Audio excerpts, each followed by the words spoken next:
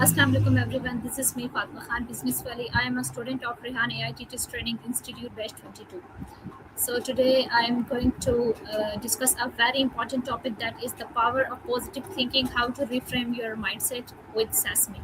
So let's start with conversate with Sasmi.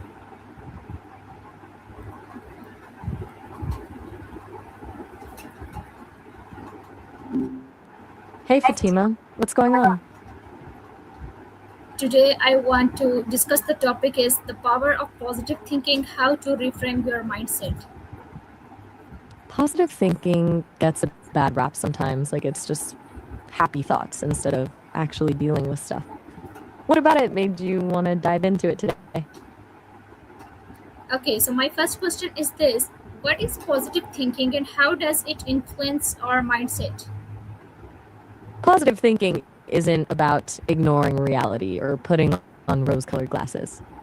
It's about how you approach challenges, choosing to focus on what you can learn from things rather than getting stuck on the negative. When you constantly dwell on the worst case scenario, that becomes your default mindset, right?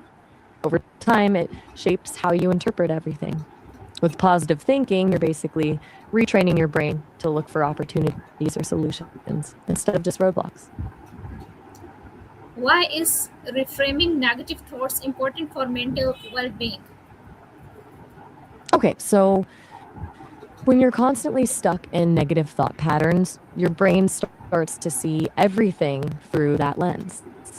It affects your mood, your energy levels, even your physical health. Studies actually show links to stress-related diseases. Reframing doesn't magically erase bad situations, but it shifts your relationship with them. It's like choosing whether you want to be the victim of something or the person who figures out how to move forward. That sense of agency is huge for mental well-being. It stops you from feeling helpless. What are the common examples of negative self talk? Oh man, there are a few classics.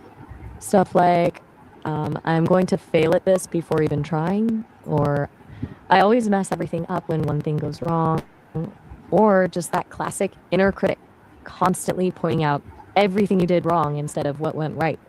The should statements are a big one too, like, I should have done this differently, dwelling on the past. Then there's catastrophizing, jumping to the worst possible outcome, like a missed email immediately becomes, everyone hates me. Sound familiar at all? Okay, how can we replace negative thoughts with positive one effectively?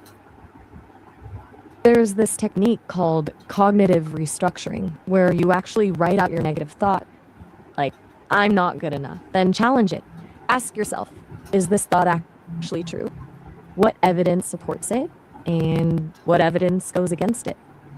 Then you replace it with a more balanced thought, like, I have strengths and weaknesses like everyone else, and I'm working on improving my skills. It sounds a bit clunky at first, but consistency is key. You can also try affirmations, but they feel cheesy if you don't actually believe them. So maybe start small with, I'm capable of learning new things, instead of, I'm amazing at everything I do. Does positive thinking mean ignoring problems or challenges?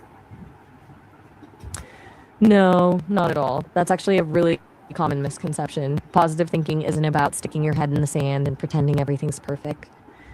It's about facing challenges realistically, but choosing to focus on solutions rather than getting paralyzed by the negative. So instead of saying, this project is impossible, you might say, this project is challenging, but I'm going to break it down into smaller steps and tackle it one piece at a time. The problem is still there, you're just handling it differently. How does mindset affect our actions and decisions? Our mindset literally shapes our behavior, right? If you have a growth mindset, the belief that abilities can be developed through dedication and hard work, you're way more likely to actually put in the effort and keep going when things get tough. Whereas a fixed mindset, I'm just not good at this, leads to giving up easily. The same applies to decisions. If you're thinking positively, you're more likely to see opportunities you might have missed otherwise, and you approach them with more confidence. It's like your brain actually starts looking for evidence to support your dominant mindset. What role does self awareness play in reframing thoughts? Self-awareness is huge. You have to catch yourself in the act of thinking negatively before you can change it. That means really paying attention to your inner dialogue, noticing when you slip into self-criticism or start assuming the worst. Almost like recognizing the pattern. Oh, wait, I'm doing that everything will go wrong script again. Once you're aware of it, you can start to consciously challenge those thoughts instead of letting them just run on autopilot. It's like you're becoming an observer of your own mind instead of getting carried away by it. What are the simple daily habits to build positive thinking? Start small. Gratitude journaling can actually rewire your brain to look for things you appreciate. And it doesn't have to be big stuff like the sun was nice today, or I actually enjoyed my coffee this morning. Surround yourself with positivity. Listen to music that makes you feel good.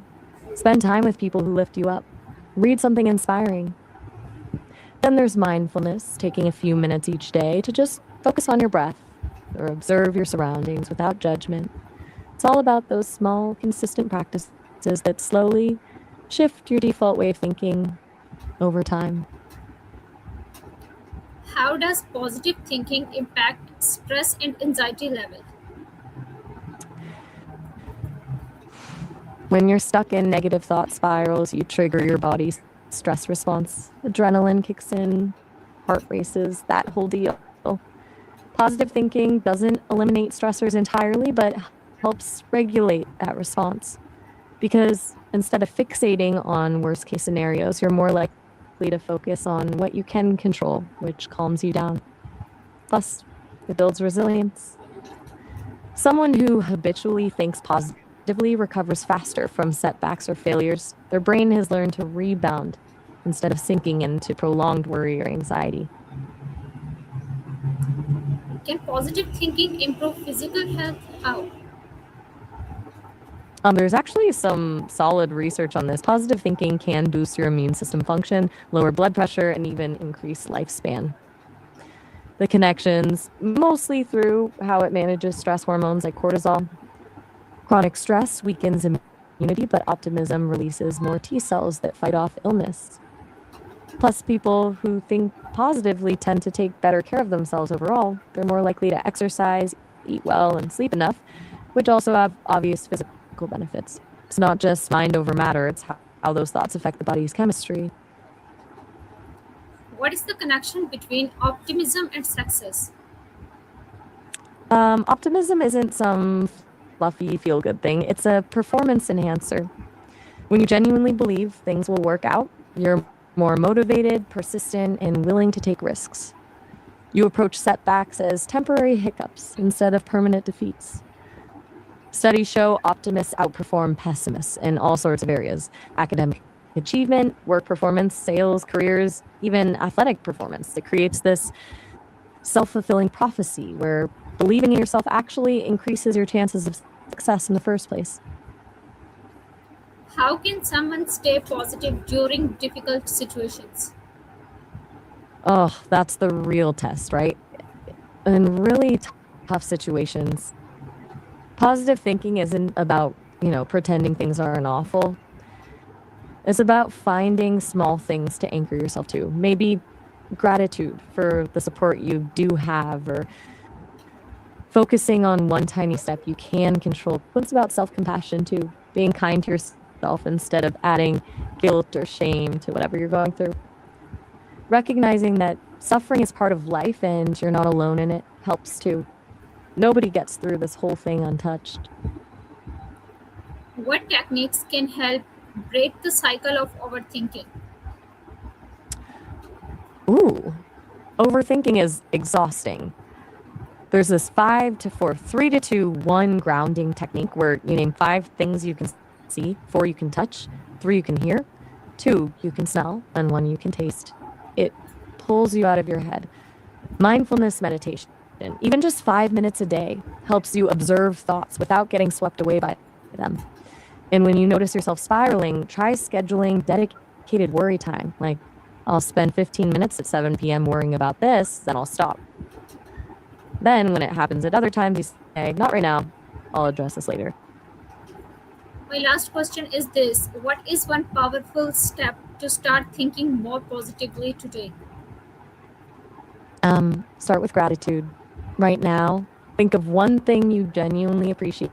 It could be a cozy blanket, a kind message you received, a good cup of coffee, whatever. Just really focus on that feeling of gratitude for like 30 seconds. That one tiny shift can change your whole emotional baseline and nudge you towards a more positive headspace. It sounds simple, and it is, but it actually works. Okay, thank you so much. No problem, Fatima. You've got a good foundation of understanding how this stuff works. Sometimes it just takes. So this is all about the conversation. Thank you so much everyone for listening to me. Allah Hafiz.